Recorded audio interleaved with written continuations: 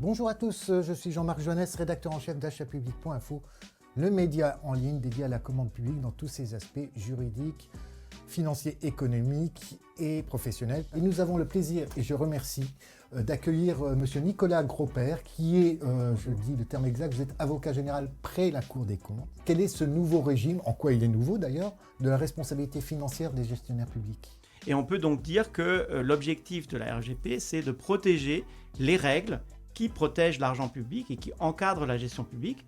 Et pour cela, donc, il y a une juridiction particulière qui est chargée donc, de ce régime, c'est la Cour des comptes. À ce propos, est-ce que vous pourriez nous expliquer quelles sont les infractions concernées, notamment dans le cadre de la commande publique ? L'achat public, vous le savez, nous le savons tous, est justement encadré par des règles. Et heureusement, puisqu'on sait bien que les risques y sont sinon attachés.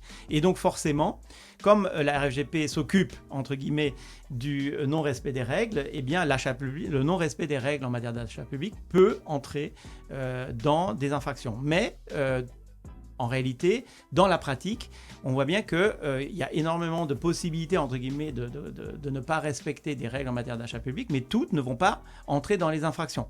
Il faut entrer dans l'une des 4 familles tout à l'heure d'infractions dont je parlais. Et la pratique montre que c'est en réalité relativement rare. Alors ça arrive, mais c'est relativement rare. Là, le juge financier, le terme est un peu trop fort, mais pour l'instant, j'en ai pas d'autre, s'immisce dans un acte de gestion politique locale et je vais payer sur mes données publiques alors qu'à un moment donné, j'estimais en mon âme et conscience que je devais ne pas appliquer ces pénalités. C'est peut-être ça qui nourrit les inquiétudes. La RGP n'est pas automatique. Pourquoi elle n'est pas automatique ? Parce qu'il y a une forme d'opportunité des poursuites. On n'est jamais obligé de poursuivre. Et on va poursuivre en réalité parce qu'on considère que dans certains cas exemplaires, il y a une certaine gravité. Et cette gravité, on pourra revenir tout à l'heure, elle doit être documentée de façon objective. D'accord ? Et ensuite, quand ce n'est pas suffisamment grave ou pas jugé suffisamment grave, il y a des alternatives aux poursuites.